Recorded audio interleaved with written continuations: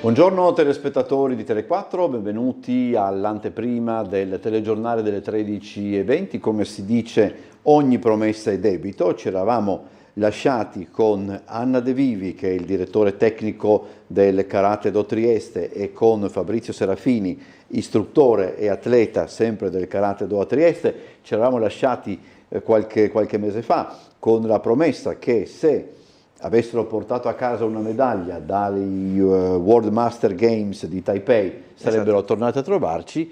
Hanno portato a casa una medaglia e quindi sono tornati a trovarci, e la medaglia di bronzo. Una bellissima medaglia di bronzo. Eccola qua, conquistata. Posso anche farla toccare moderatamente, grazie, perché è proprio bella. No, è bella, è bella. Sì, non è pesantissima. Io ho toccato un'altra medaglia, era un po' più pesante. Ma farò meglio la prossima volta. No, forse. Allora, come si arriva ad un risultato del genere? Beh, il processo per un atleta master è un po' complicato rispetto all'agonismo classico, che sotto i 35 anni la nostra disciplina prevede l'agonismo di alto livello fino ai 35 anni. Dal 36esimo anno di età la classe master ha con sé tante caratteristiche positive, perché le performance sono dettate da un grande entusiasmo sempre per la partecipazione, ma anche più difficile perché devono coniugarsi con il lavoro, la famiglia ed impegni extra palestra, ecco. Quindi un plauso a Serafini, che ha fatto un anno di preparazione, perché diciamo nei 2 anni precedenti ha diretto il focus su questa attività. Poi l'ultimo anno è stato proprio importantissimo per migliorare le proprie prestazioni e portarlo poi a questa medaglia. Come ci si prepara poi per un appuntamento del genere, che insomma così anche psicologicamente, se vogliamo, è qualche cosa di, con tutto rispetto, è qualche cosa di più di altri, no? Perché allora, poi tra l'altro andare anche, credo, in Oriente, dove insomma... Sì, in Cina. In Cina, no? Quindi in Cina non è propriamente una trasferta facile o semplice, anche perché c'è il viaggio, la durata. Io sono stato fuori poi alla fine 9 giorni, per cui anche l'impatto sulla famiglia, sul lavoro, insomma, è un'attività che va ben ponderata, ma adesso non vorrei fare come la notte degli Oscar partendo con mezz'ora di ringraziamenti, però sicuramente mia moglie, la mia famiglia e il maestro col presidente e tutta la Karate Do hanno contribuito notevolmente sia a sopportarmi che a supportarmi, perché un anno di preparazione intensa hai dei momenti un po' meno carini e momenti un po' più esaltanti, per cui abbiamo fatto una preparazione col maestro tecnica specifica, abbiamo curato le gare di preparazione all'evento in maniera strategica, per cui che non mi esaltassero troppo con i risultati, ma che neanche mi abbattessero per eventuali magari non piazzamenti. C'è stata la necessità di, come posso dire, un certo ambientamento anche per quanto può riguardare, che so, tipo il jet lag e quelle cose là, oppure non è... Fa parte della strategia, d'accordo anche con il maestro che aveva sicuramente maggiore esperienza anche internazionale. Io sono andato 2 o 3 giorni prima della mia gara. Okay. Io ho partecipato in due competizioni, kata e kumite. Il kata era prima del kumite e quindi ho potuto partecipare già in quelle gare, che mi hanno dato anche il tempo di ambientarmi. Ah, ho capito. E poi successivamente nel combattimento c'è stata appunto questa possibilità, che è stata poi per fortuna mia sfruttata, insomma. Deve essere un po' curioso, ma questo lo dico da non... da profano. No, ma anche non soltanto da profano per quanto riguarda lo sport questo sport di per sé, ma proprio per quanto riguarda, da profano anche per quanto riguarda attività agonistiche in genere, perché Fabrizio Serafini è un istruttore, però ha avuto bisogno, non è, insomma, c'è stato qualcuno che lo ha, certo, come si dice, allenato anche, certo, a questo. È strana sta cosa, o no? No, assolutamente no, perché allora, intanto l'istruttore è bravo verso gli altri, ma poi bisogna vedere. Sì. No? Io per esempio non vedo cose che magari attraverso il video, attraverso il maestro, poi mi dice guarda che lì hai non hai fatto bene. Ho capito. Noi abbiamo una percezione di noi stessi che è diversa da quella che poi viene trasportata, per cui no, ognuno di noi ha bisogno, indipendentemente dal grado e dal livello, ognuno di noi ha bisogno di qualcuno che lo aiuti, che lo supporti, appunto, ma poi è anche una questione psicologica. Capito. E dare il supporto è più importante dell'allenamento in sé, perché poi la tecnica, ok, ma la preparazione, fa in modo di essere da soli su una... È anche più facile, nel senso che quando hai una guida, scusa no, se ti ho disturbato, ma quando hai una guida che ti aiuta nella preparazione e che c'è un progetto a lungo termine in cui c'è, non so, vai a prendere la parte fisica e poi la parte tecnica, e se lo fai da solo è anche tutto molto più difficile, perché come diceva Serafini, non hai quel focus che ti può aiutare a migliorare. Invece dall'esterno, avendo un programma chiaro, è molto più facile, e anche chi poi lo subisce, chi lo attua e che lo subisce, va di pari passo. Ho capito. Quindi puoi migliorare in corsa. Poi è anche un pensiero in meno, no? Io Certo, non devo è più pensare, sì. io non devo pensare, pensa lei per me. Certo. Per cui io penso a fare il mio e so che qualcun altro sta facendo un altro lavoro. Funziona spesso così anche per gli Assolutamente sì, così è più facile. Così è più facile. Così è più facile. Da soli è bellissimo ed è molto difficile. Dà una grande soddisfazione, io in prima persona so perché l'ho provato, allenarsi da soli ti dà una grande soddisfazione, ma se ti allena qualcun altro per un progetto specifico hai una marcia in più. Come si arriva ad un risultato come questo? Non è che ci si arriva dall'oggi al domani. No. Allora la classe master di quest'anno ai mondiali, alle World Master Games, era di altissimo livello, anche nelle categorie più 50, più 60, di altissimo, quindi non solo i 35. È stata molto combattuta. Si arriva con un'idea chiara di quello che succede a livello internazionale, quindi qua sta il mio studio e permettere poi agli atleti di arrivare pronti per quell'evento. Ci vuole anche una conoscenza del regolamento, ad esempio, perché è un regolamento internazionale, ci sono regole diverse, per cui bisogna conoscere il regolamento in modo tale da sapere quello che si può fare e quello che non si può fare. Perché c'è un regolamento differente? Beh, allora le federazioni, la nostra federazione, la FIGICAM, ha un regolamento nazionale che è grosso modo similissimo al regolamento WKF della World Karate Federation. E ci sono delle piccole differenze che ogni federazione può tenere all'interno della propria nazione. Cercano di uniformarsi a quello che è tutte delle nazioni che si uniscono al CIO, cercano di uniformarsi, ma delle piccole dipende un po' anche dalla storia della nazione. Ho capito. Sì. Ho capito. In certi casi, ad esempio per noi Italia, molta attenzione la federazione lo fa al sostenere l'atleta anche da un punto di vista assicurativo, quindi certe cose, il regolamento arbitrale sta molto attento a non trascendere in incidenti o cose del genere, cosa che magari altre nazioni sono un poco più libere. Ma io mi ricordo, adesso non so se questo è vero, eccetera, dovrei cercare, ma insomma, io mi ricordo che mio nonno, classe 1896, sosteneva che quando lui era giovane, parlando di calcio, non si potesse segnare di testa. Adesso io non so se questa è una... Dovrei cercare, ma insomma, e lui aveva una fissa con questo, ma sosteneva che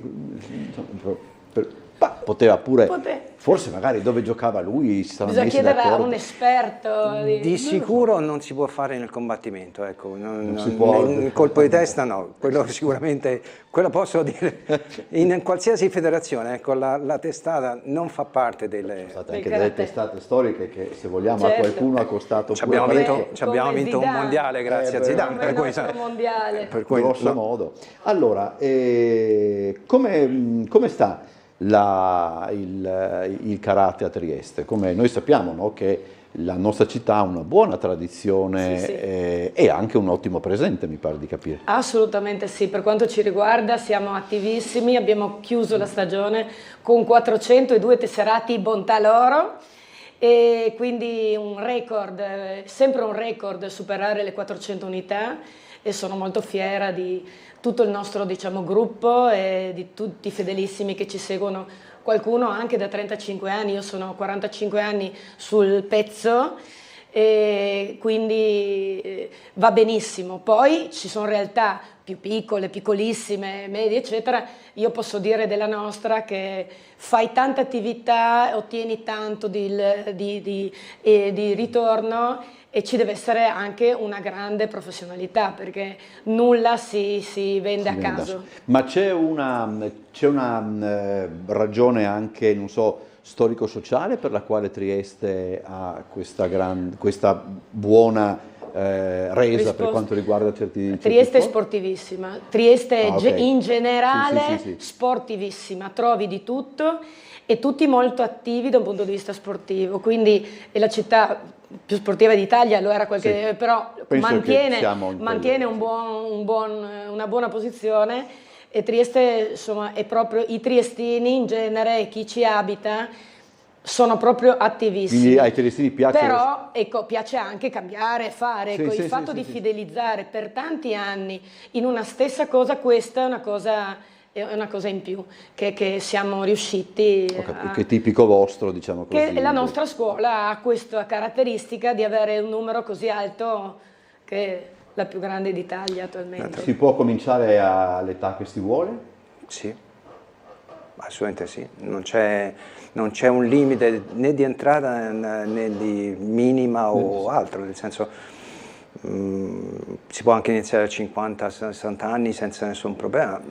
L'importante è iniziare, no? Vedere se l'arte soddisfa le proprie esigenze, che cosa vogliamo fare. Non c'è bisogno di fare la gara, si può arrivare a un ottimo livello, è più che altro sempre una questione fatta per noi stessi, per cui se c'è la soddisfazione di noi stessi va benissimo qualsiasi cosa. Ecco, giustamente Fabrizio Serafini ha detto l'arte, perché noi parliamo non a caso di arti marziali, qui ci sarebbe tutto un discorso probabilmente molto lungo anche, magari la prossima volta lo affronteremo da quel punto di vista. Questa è una mia curiosità. Insomma, a me incuriosisce molto anche il discorso che riguarda poi l'abbigliamento, no? di una disciplina sportiva.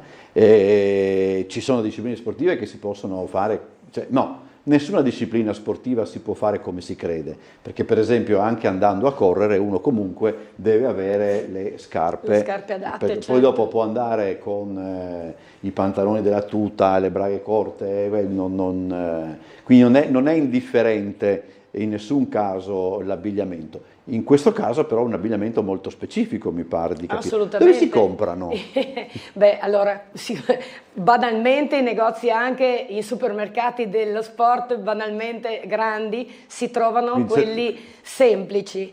Poi però noi usiamo, a seconda della gara, le gare internazionali hanno un certo cliché dove devi avere addirittura le bande uguali alle cinture per essere una questione riconoscibili dagli arbitri. Sì. Quindi hai un colore rosso e blu che riconosce, quindi con le bande il kimono è sempre bianco, il kimono volgarmente detto, il gi per noi, però volgarmente detto kimono per tutti gli altri, è bianco per il karate. Però ci possono essere kimoni da 20 euro e da 450 euro, cioè come no? E un atleta può avere nella stessa gara, come è successo con Serafini, 2 kimoni di alto livello, uno per la forma che è più pesante e uno più frusciante e veloce per il combattimento, devi avere anche la sensazione di essere leggero, un po' come andare a correre con la muta. Sei lento, se vai a correre con un indumento tecnico ti senti meglio, e così anche per noi. Ma i kimono sono, per esempio, non c'entra, per il karate è uno, per lo judo è un altro, non c'entra niente che noi abbiamo sempre nell'immaginario collettivo. Hanno delle prese per cui sono rinforzati davanti, no? Hanno delle prese che fanno parte della pratica, e il nostro invece che abbiamo il corpo a corpo, però non è l'unica versione della nostra attività, e allora ci sono molte differenze. Ho capito, questo a me mi incuriosisce anche questo aspetto. quanti, a naso magari anche no perché avrete comunque i dati, però per esempio nella vostra società ci sono più maschi o femmine che frequentano? Allora, la particolarità della mia società, della nostra società, che è tenuta da un direttore tecnico donna, ha chiamato tante ragazze, tante donne, quindi noi siamo metà, esattamente metà, cosa che in altre situazioni non c'è. E quindi io sono molto fiera di questo, di portare un contributo a quello che è far conoscere un'arte, una disciplina, la difesa personale che è in sé nel karate e nelle arti marziali, e a tutti, quindi a tutte quelle persone che magari, ecco, faccio un esempio, Serafini ha una prestanza fisica indubbia, è ovvio che uno gli si pone davanti, però magari non si riconosce. Io donna di mezza età, guardo, ormai quasi terza età, però guardo Serafini, io non mi riconosco nella sua forma. Ho capito. Quindi molti hanno facilità a riconoscersi in lui, ma la signora, la ragazza timida, introversa, ecco, questo ha fatto sì che i nostri numeri crescessero in maniera uguale. Allora, la prossima volta dove andate? Abbiamo 20 secondi. Dove andate, così cosa ci portate la prossima volta? Fra 2 anni in Giappone. No, andiamo alla Youth League a Parenzo io con i giovani. Io vado in Giappone. Poi allora casomai più prima tra 2 anni. Tra 2 settimane siamo alla Youth League, invece l'Under 21 con 3.000 atleti in gara. Casomai se portate qualcosa anche da là, date un colpo di telefono, ci vediamo a Trieste in diretta. Magari. Grazie davvero ad Anna De Vivi e a Fabrizio Serafini per essere stati con noi, complimenti e buon lavoro. Grazie. E adesso andiamo in pubblicità e poi il telegiornale delle 13:20.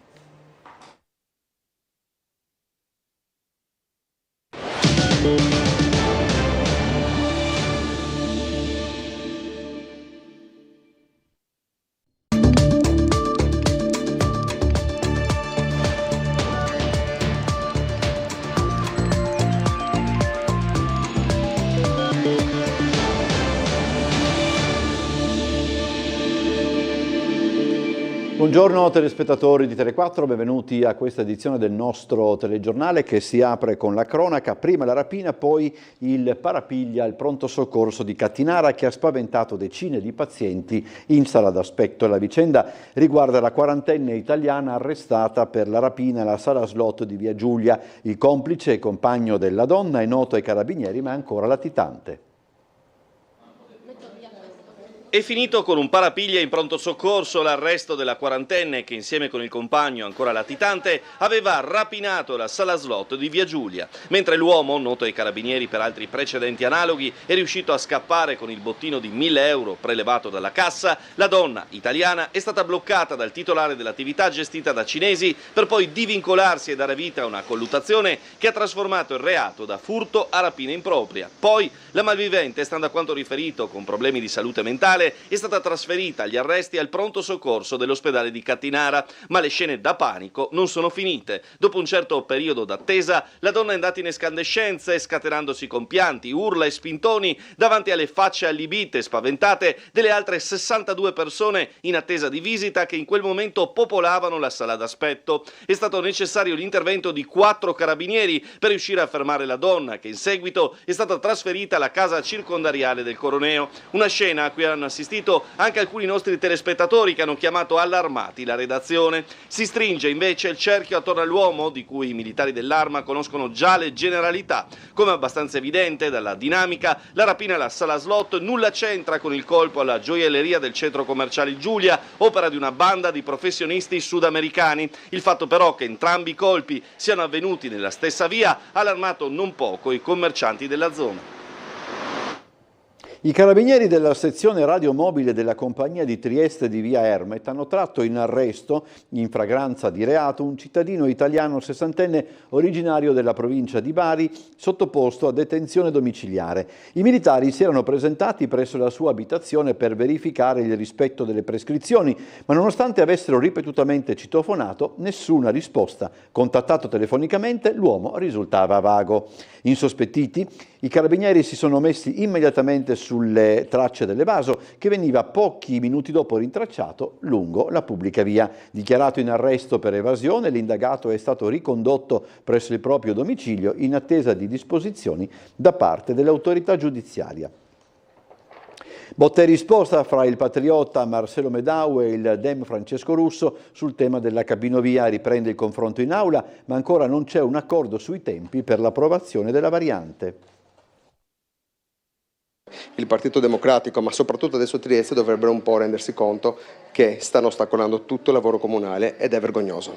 L'assessore Rossi oggi dice o si va a Montegrisa o quest'opera è inutile, ma sappiamo che Fratelli d'Italia non fa altro che bombardare in regione il presidente Federica e qui in comune la maggioranza guidata dal sindaco di Piazza. Ormai il tema non è più quello della cabinovia in sé o nello specifico della variante urbanistica all'esame del scontro politico in atto a più livelli e con più sfaccettature.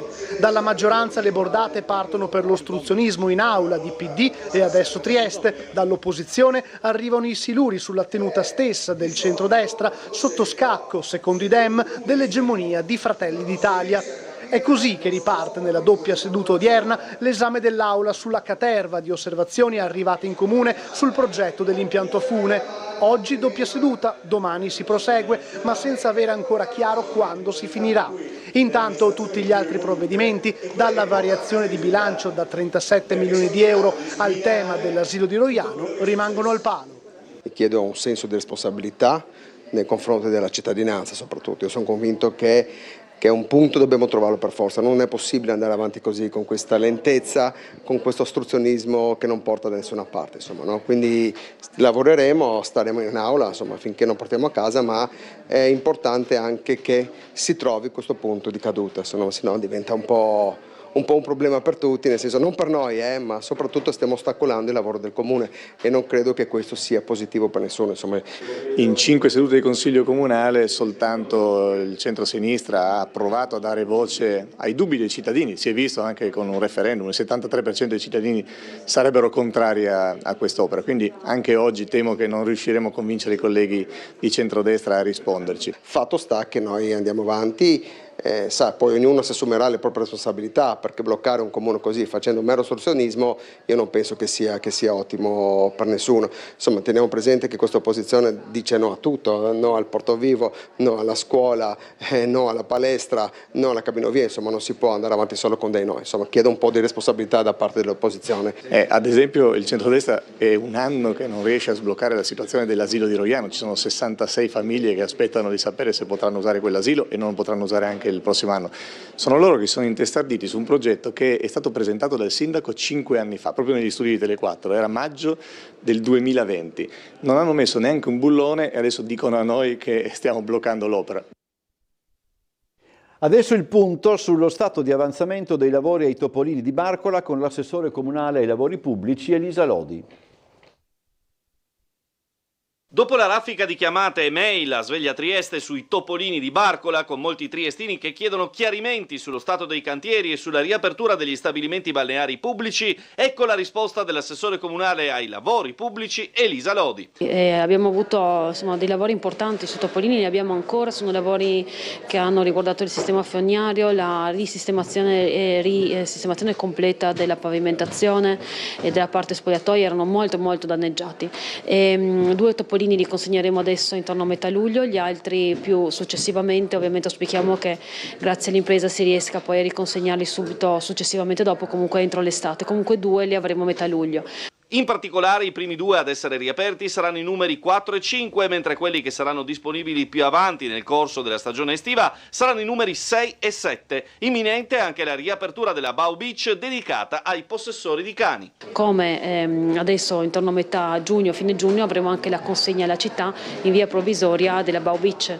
Bow Beach verrà utilizzata già da quest'estate, poi i lavori termineranno, quindi i lavori definitivi con la scala definitiva, i flangiflutti definitivi verranno fatti successivamente alla Barcolana, ma intanto daremo anche una risposta ai nostri amici a 4 zampe. Dovremmo essere collegati con la sala operativa della Polizia Locale. È in linea con noi l'ispettore Lionello Schillani. Sentiamo le novità per quanto riguarda viabilità e traffico. Buongiorno ispettore.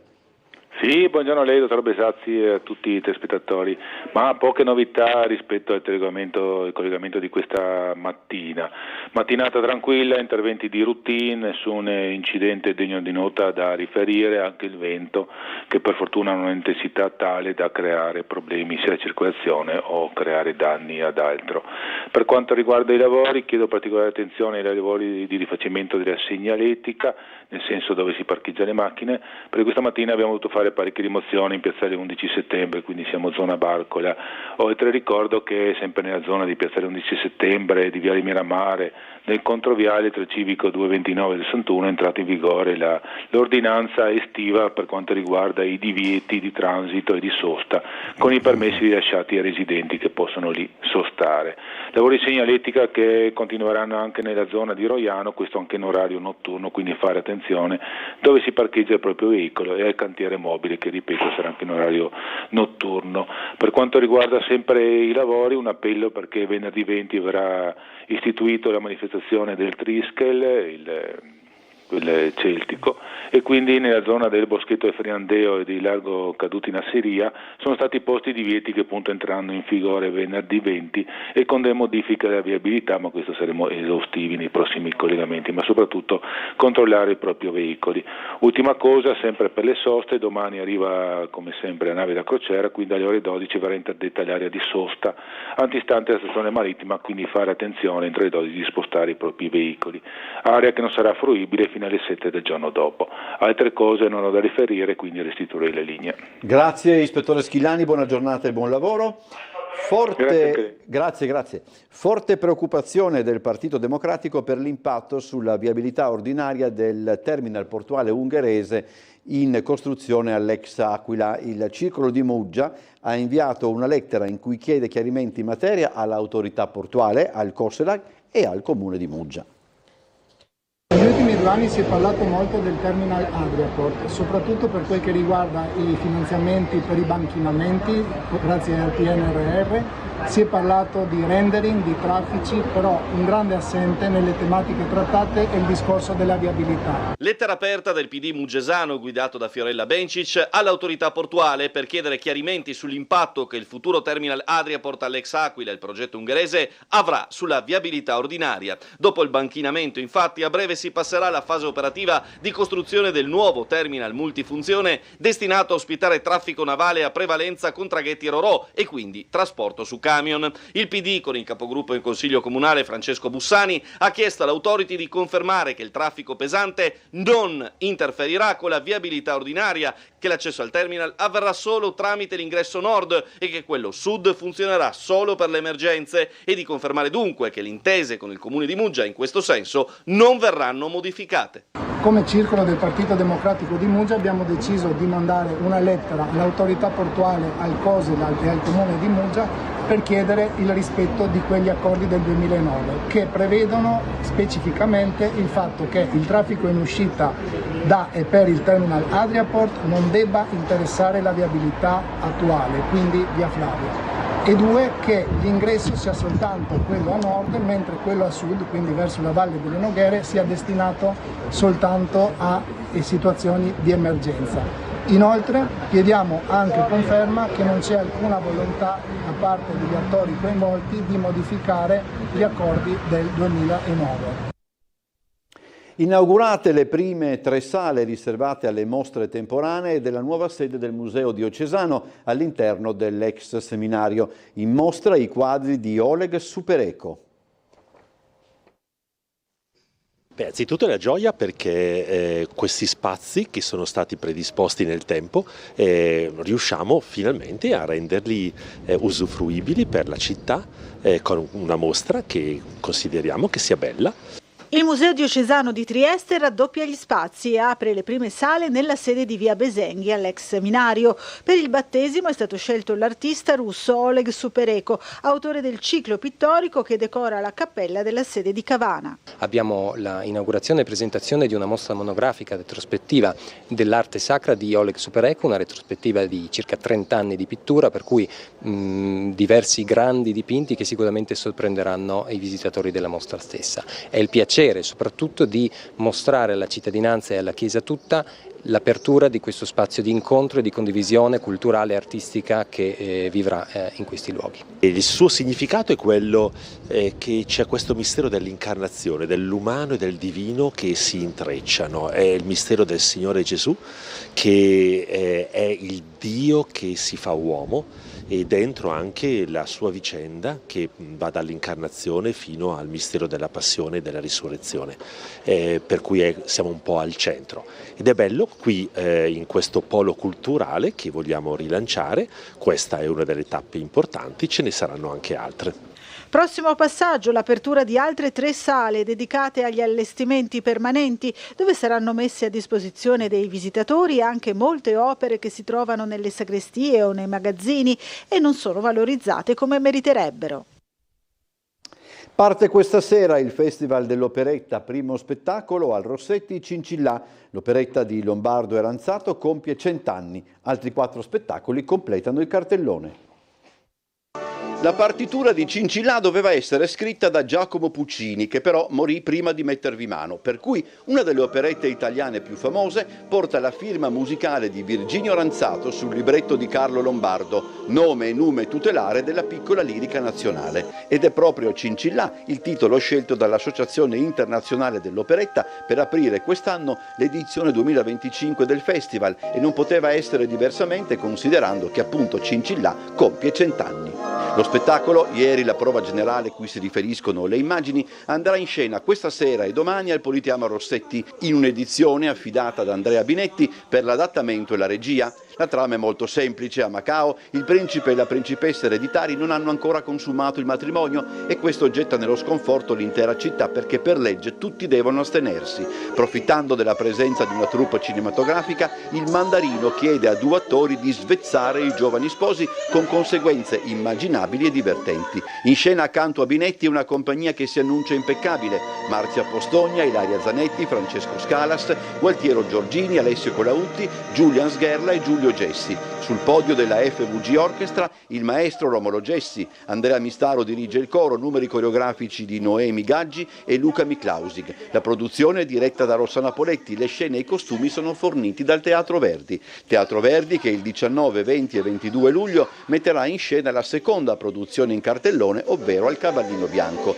Il Festival dell'Operetta si completa con 3 concerti: le più belle canzoni della radio e della televisione il 31 luglio in Piazza Verdi, dall'Operetta ai cantautori l'8 agosto al Giardino del Museo Sartorio e il 12 agosto ancora in Piazza Verdi con Buon compleanno Strauss per celebrare i 200 anni dalla nascita del compositore austriaco.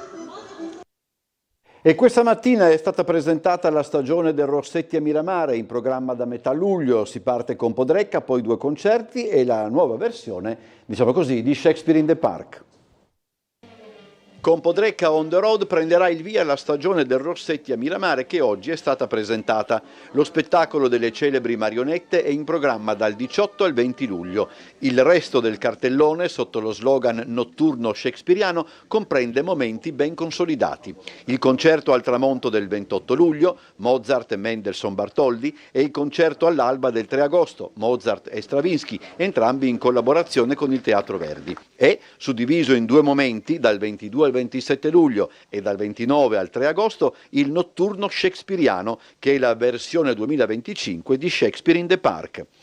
Il risveglio dei sensi, che è l'immagine che viene raccontata anche dal parco al Castello del Miramare, è un momento per noi assolutamente magico, grandi storie shakespeariane in un luogo indimenticabile. Quest'anno vedremo un lato oscuro, un lato più notturno di Shakespeare, e nel notturno del parco penso che sarà un'esperienza meravigliosa.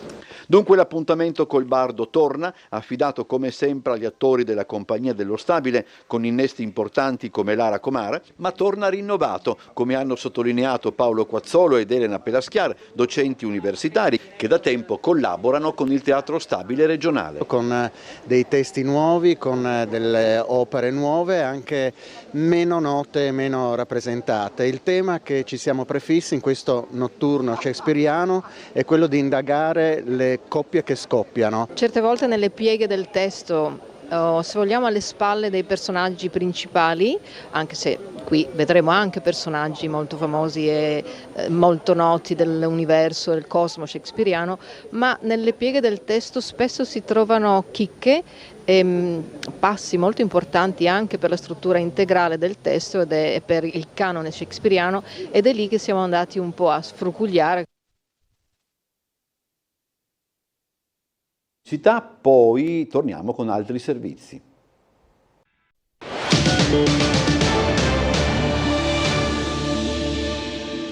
Si apre uno spiraglio, per quanto flebile, nella vicenda della Tirso. Al vertice odierno con sindacati e Confindustria, l'imprenditore Parodi ha ventilato l'ipotesi di un nuovo acquirente. È uscita una novità di alcuni giorni fa, che c'è un interessamento da parte di un'azienda nel settore della metalmeccanica. Chiaramente questo potrebbe dare un respiro più lungo alle lavoratrici e lavoratori sulla trattativa. Rimane però problematico la questione del licenziamento collettivo. Una notizia buona e una cattiva nell'avvertenza Tirso dal vertice di oggi tra azienda, sindacati e Confindustria. Quella buona è che si profila all'orizzonte un possibile nuovo acquirente, così come ipotizzato dall'imprenditore Parodi nel corso dell'incontro. Quella cattiva è che la procedura dei licenziamenti collettivi va avanti comunque e sarà avviata dal 15 luglio per 160 tra lavoratrici e lavoratori, ma la pur debole speranza dell'intervento di un nuovo compratore dell'attività tessile delle Noghere entro il 30 settembre potrebbe sospendere la procedura. Se entro il 30 di settembre ci sarà concretamente questo nuovo acquirente, magari le pratiche di licenziamento potranno essere sospese, questo ci hanno detto, quindi la speranza è l'ultima a morire. Durante il vertice erano in tanti dipendenti, in gran parte donne tra i 50 e i 60 anni d'età, a manifestare nel presidio promosso da rappresentanti sindacali. I tempi sono stretti, la Regione Confindustria si stanno adoperando perché questa trattativa, questo interessamento abbia dei risvolti positivi. L'impegno nostro delle sigle sindacali sarà monitorare l'andamento della trattativa e garantire la piena occupabilità di tutte le lavoratrici e lavoratori della Tirso in questo momento. Secondo colpo di mercato per la pallanuoto Trieste in vista del campionato di Serie A1 femminile 25-26, ingaggiata l'attaccante mancina Malia Allen, nativa di Irvine in California, classe 2002, ha indossato la calottina della University of California di Los Angeles dal 2021 al 2024. Nella stagione 24-25 è passata al Panionios di Atene, con il quale ha raggiunto i quarti di finale Eurocup, arrendendosi proprio alla De Zan. Nel 2025 ha esordito con la nazionale degli Stati Uniti, una delle più forti del mondo, in World Cup, e adesso inizia una nuova avventura in arabardato. Sono entusiasta, afferma la ragazza californiana, non vedo l'ora di unirmi al gruppo, cercherò di dare il mio contributo per tentare di arrivare il più in alto possibile. Sono ansiosa di conoscere le mie nuove compagne di squadra e l'allenatore, cercherò di imparare più cose possibili da loro. Una medusa asiatica nelle acque sotterranee del Timavo, il fiume fantasma che scorre 300 metri sottoterra incrociando alcune grotte diventate uniche proprio per la presenza dell'acqua. È stata diffusa oggi la notizia dell'eccezionale scoperta.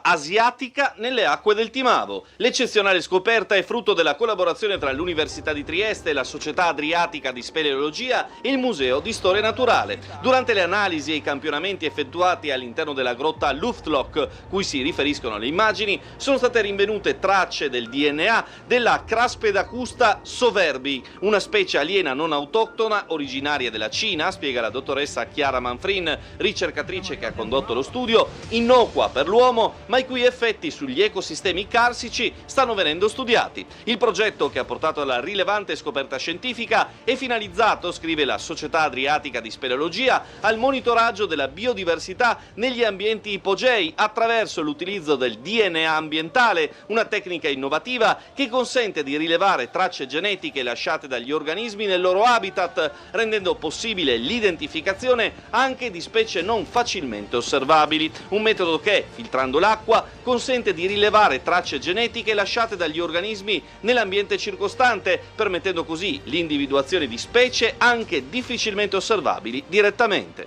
A raccogliere i campioni d'acqua nella grotta Luflock erano stati il presidente della Società Adriatica di Speleologia, Marco Restaino, e Raffaele Bruschi, gli stessi deputati anche alla raccolta del muco di un altro abitante storico del Timavo, il proteo, il bianco anfibio cieco, che, anche qui altra possibile scoperta anticipata a Tele4, potrebbe essere in realtà di specie diverse a seconda dell'areale geografico di riferimento.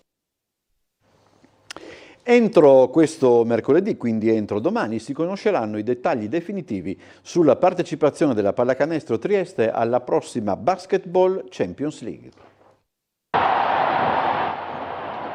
Che la Pallacanestro Trieste parteciperà alla prossima Basketball Champions League ormai è praticamente certo. Resta da capire se lo farà direttamente fra le 28 della fase finale oppure se dovrà passare per il play-in. Questo è il termine con cui si identifica la fase eliminatoria, che scatterà in precedenza, cioè già da settembre. Un dettaglio non da poco, perché quest'ultima ipotesi significherebbe avere una squadra già a buon punto di forma nel mese precedente all'avvio del campionato di A1, ufficialità che arriverà entro mercoledì 18 giugno e determinerà di conseguenza anche un'eventuale accelerazione sul fronte del mercato da parte del GM Mike Arcieri, che dopo aver già rinnovato Ruzier, Ross, Brown, Brooks e Uthoff deve trovare la quadra sul fronte italiani e soprattutto chiarire quali saranno i due elementi di spicco per il numero 3 e il 5. Sul centro appare ormai evidente come la società sia pronta a investire una somma importante per fare il salto di qualità fisico e muscolare, ma c'è anche da capire cosa si sceglierà di fare sul perimetro per garantire più continuità di rendimento rispetto a Denzel Valentine, al quale però, seppur con la sua estemporaneità, va dato il grande merito di essere stato decisivo in diverse vittorie sulla carta insperate, vedi Milano e Virtus su tutte. E a proposito di Bologna, non dimentichiamo che con la possibile vincitrice dello scudetto sul 2-0 dopo le prime due partite casalinghe della finale contro Brescia, Trieste in regular season ha vinto in entrambe le occasioni. Dettagli? Certamente, ma occhio, alzare ulteriormente l'asticella dei risultati non sarà facile, specie con un budget di qualità, ma complessivamente non faraonico.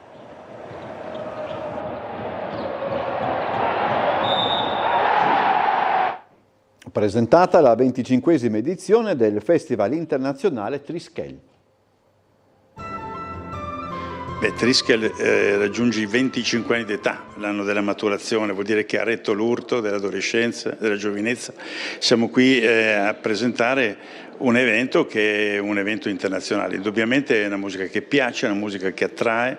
Triskel compie 25 anni. Il Festival di Musica e Cultura Celtica torna dal 20 al 29 giugno al Boschetto del Ferdinandeo. 10 giorni immersivi nelle tradizioni e usanze degli antichi Celti, a contatto con la natura, con la possibilità di partecipare a tanti laboratori creativi, incontri e anche tante attività dedicate ai bambini. Tra le novità la rassegna Triskel itinerante, che prevede 9 tappe da Muggia a Gorizia. Mi auguro che ci sia poi il 27esimo, andranno avanti perché l'apporto internazionale è elevato, è uno certamente degli eventi di maggiore portata internazionale che si fanno qua a Trieste. La 25esima edizione, ha spiegato Elisabetta Sulli, presidente dell'associazione che organizza la manifestazione, vedrà la partecipazione di band internazionali e grandi nomi del panorama italiano, dagli olandesi Solar Cycles ai locali Wooden Legs, dai Folkestone ai Toulouse. Tornano in vigore anche le ordinanze dell'anno scorso, pensate per limitare il disturbo ai residenti.